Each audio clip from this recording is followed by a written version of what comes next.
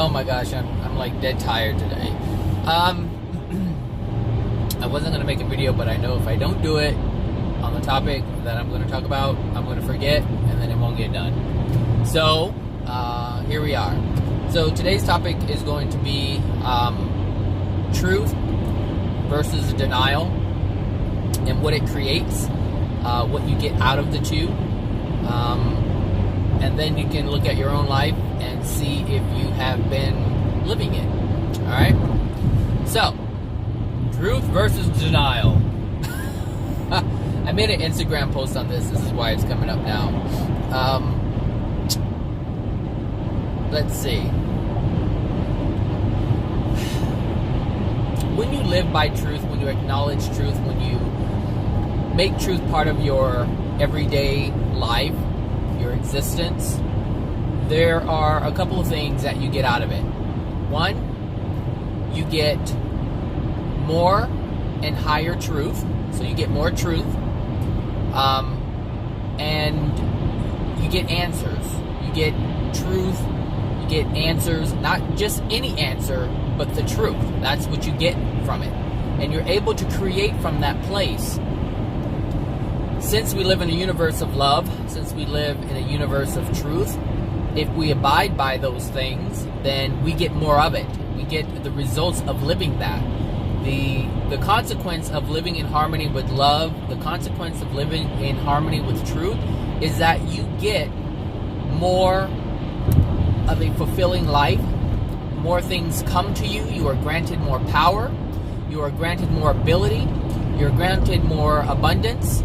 You're granted things that will support a happy, healthy, long, joyful life.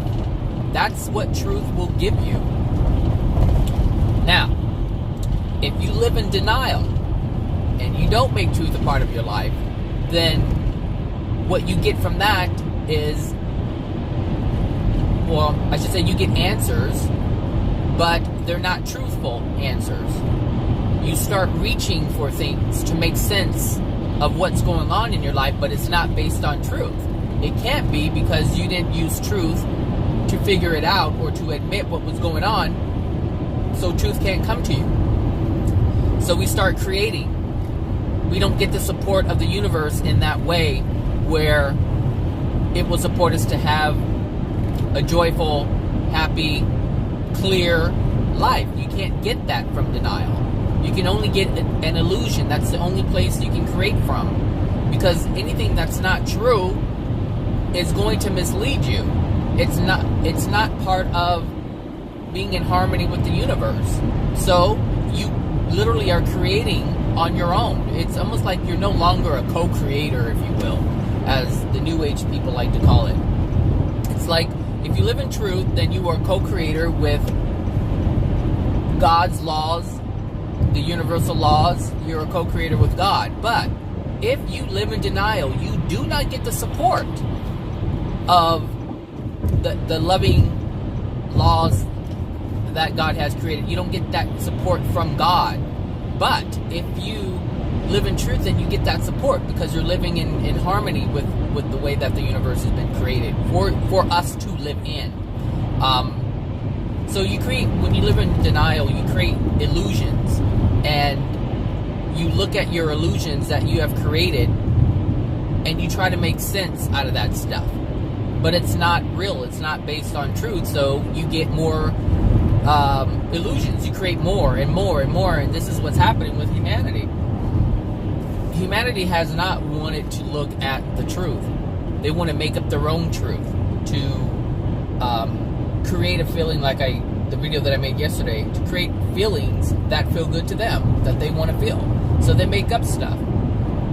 Things that are completely far-fetched, to make themselves feel like they are smart. That's what philosophers do. They want to create things out of thin air and make sense out of it. I'm making this up. Nobody else thought of it. This makes sense. This is the only logical thing. And the oohs and the ahs come up, and, they're looked at as some great, philosopher or whatever you want to call them. But they think they have the answers, and they don't. The thing is, every time we create an illusion as a result of denial, the only thing that we're creating is more illusion. And it doesn't have anything to do with the truth. So this is why it's so important to live in truth. So that you can create a reality that is everlasting. The illusions are only temporary. Only temporary. Because it's not based in truth. Only those things that are based in love and truth are everlasting. Anything else is temporary. Which is why our happiness, or what we consider happiness, is temporary when we go out and buy things to make ourselves feel better. It's only temporary. It's only during, usually the initial part of buying something is where we get the joy from. And then we forget about it. And then we need the next thing and the next thing, because they're all illusions. Everything that we do or that we feel are making us happy, it's just an illusion, a temporary illusion. And because it's an illusion, it's not real, it can't be sustained forever. It just can't. So,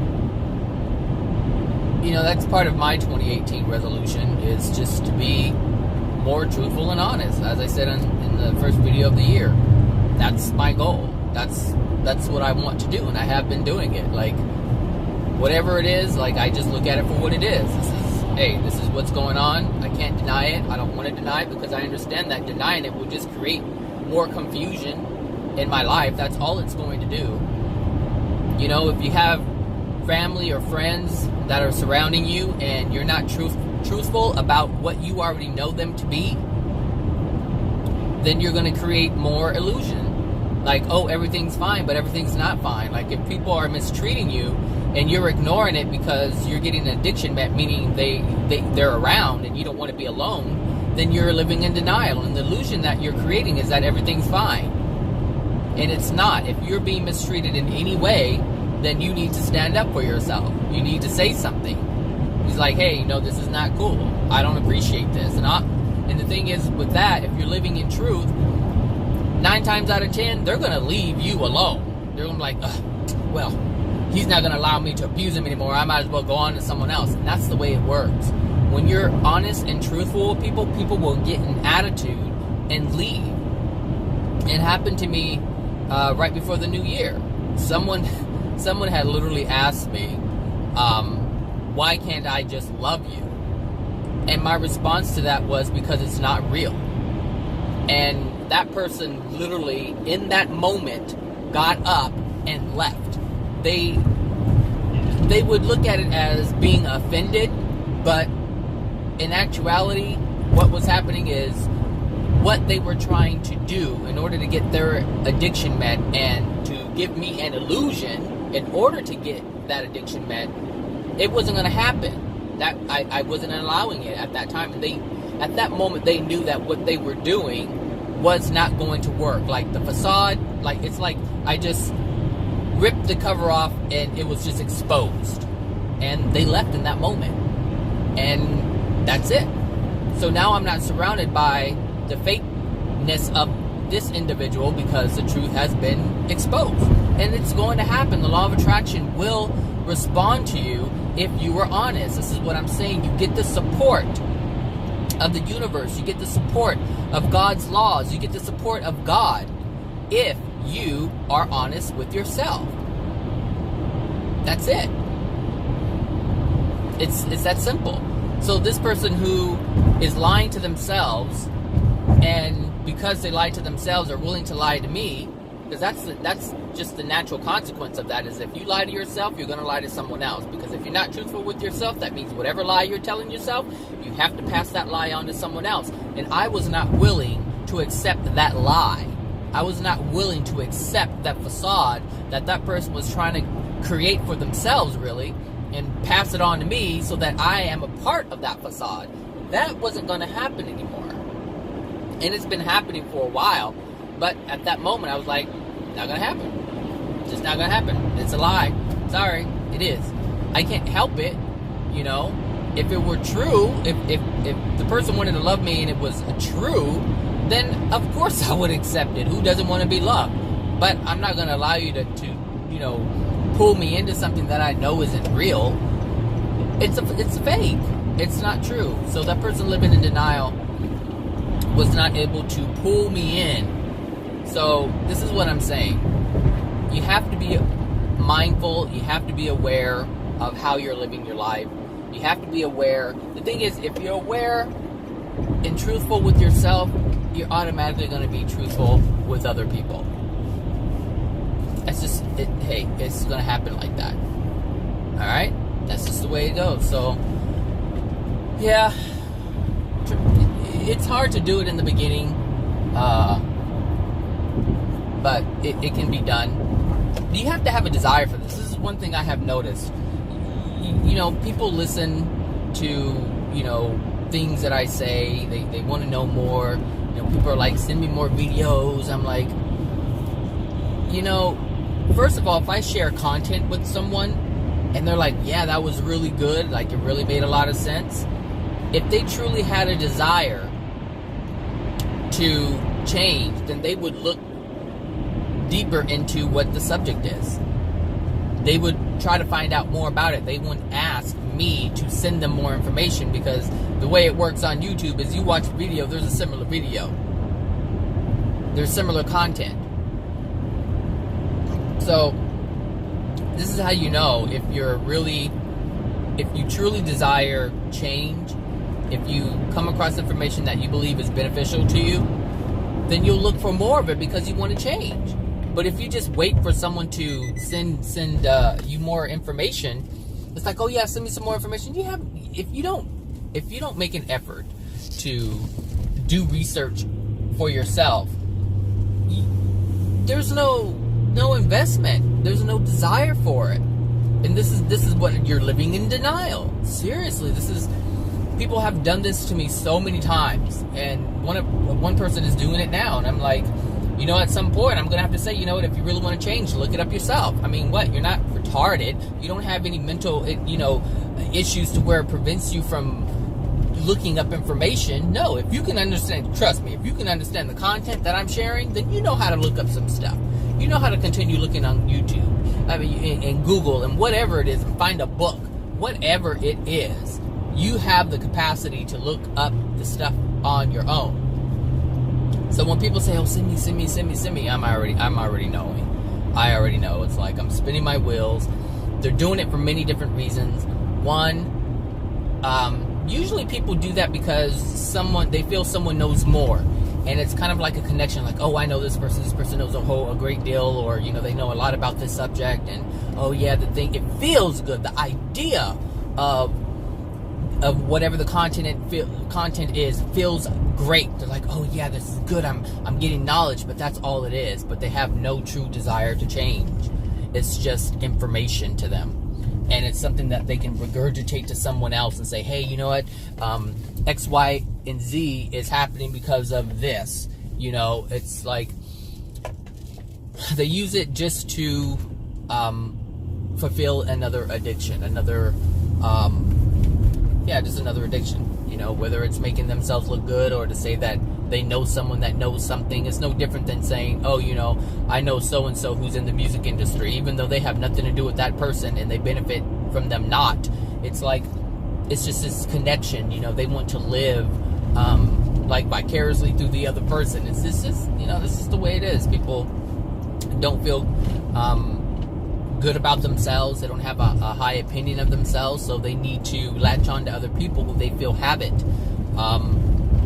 And it doesn't benefit them. Like, I'm related to some people who are famous, like worldwide famous, but it doesn't do anything for me. It doesn't do anything for me to claim and say, oh, I'm related to so-and-so. Okay, so what does that have to do with anything? It doesn't change my life. I'm not the one with the millions or billions of dollars. So it's like, what? Now what? Nothing. So it makes no point to even try to tie myself to that person in any way to make myself feel bigger or better than I would if I didn't.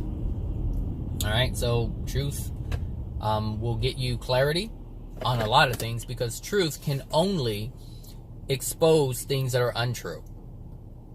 So it will give you clarity. Truth will expose the untruth.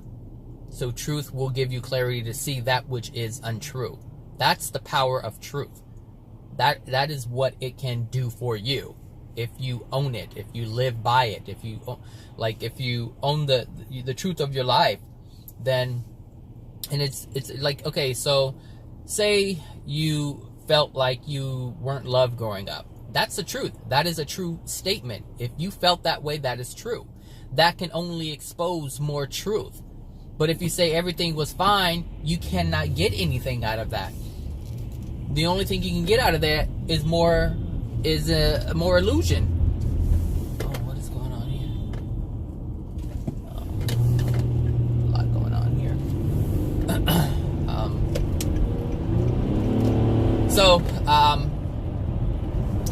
That's personally, that's what I have noticed. That's what I have experienced, is that as I have become more truthful with myself, it has exposed more things that I didn't even understand, in terms of things that have happened to me in my life. Like, there's things that I didn't even really ever think about. But as I started acknowledging things that I was aware of, it exposed other things. And like I said, you're supported by the universe. Like, God will support you. If you want to know the truth, God will deliver the truth. That's going to happen. That is for certain. That is one thing I personally know you can depend on. Like, I didn't know it growing up, but I know it now. And the reason why I didn't know it, because I was in such denial. I was in complete denial of these things that I had experienced growing up. The other day, I was thinking about, I want to say my sister, but I'm not sure if it was a boy or a girl, but I'm a twin. And I think I mentioned this in a previous video.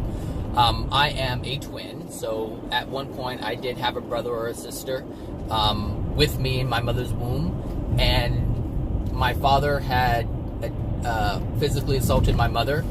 Basically, he kicked her in the stomach, and my brother and my sister didn't make it, and so my mother miscarried. And so and my mother didn't even know she had twins. So she knew she was pregnant, but she didn't know she had twins. And she didn't know until, she went to the restroom, and then, that's when she found out.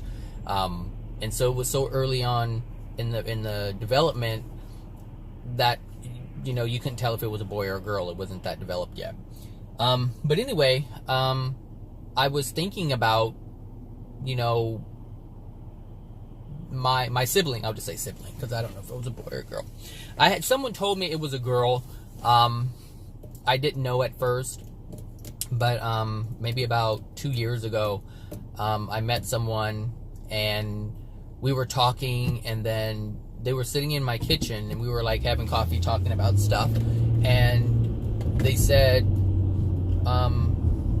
you have a sister, and a younger sister? And I'm like, yeah. I go, but she's like way older than me. She goes, no, you have, is there another one? Like, you have a young sister around your age?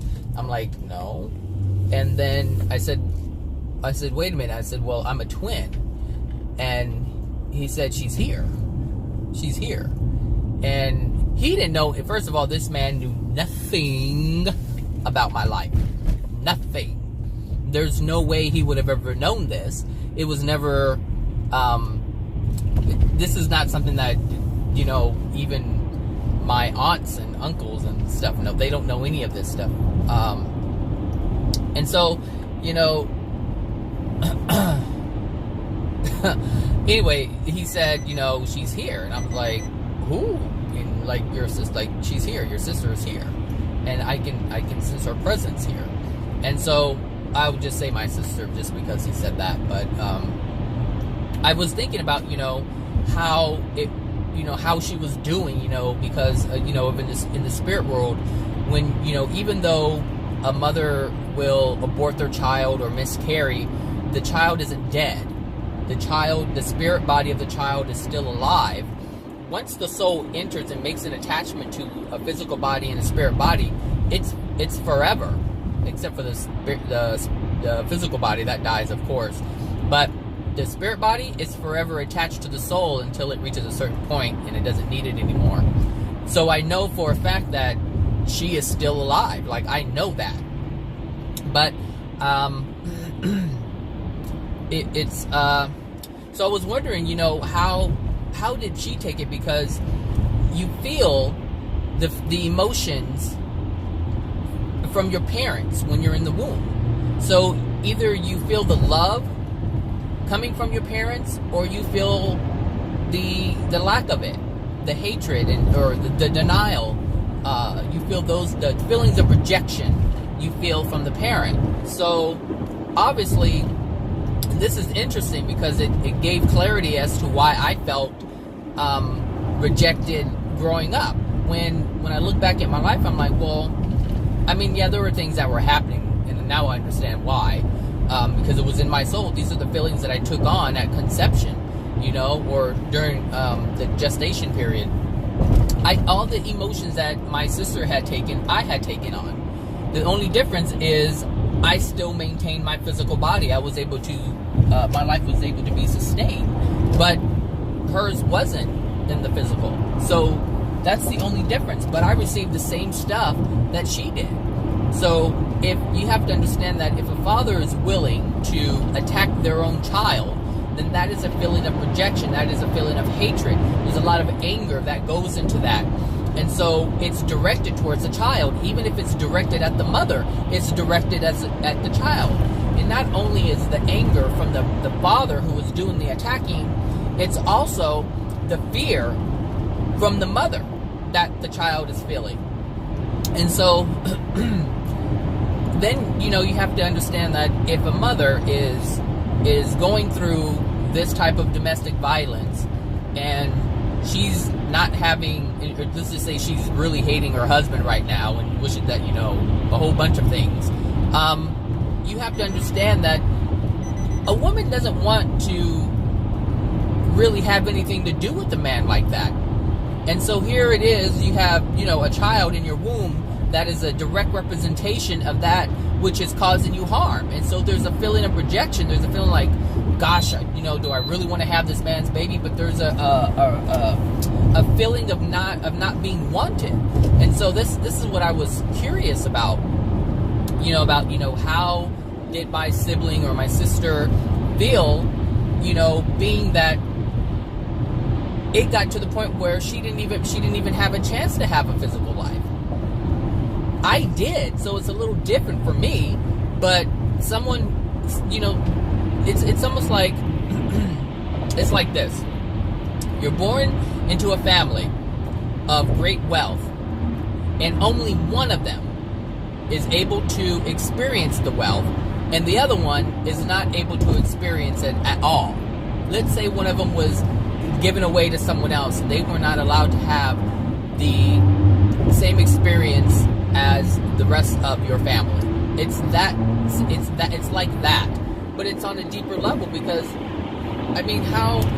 it's just, I don't know how to really explain that, but it's the feeling of not being able. It's like this.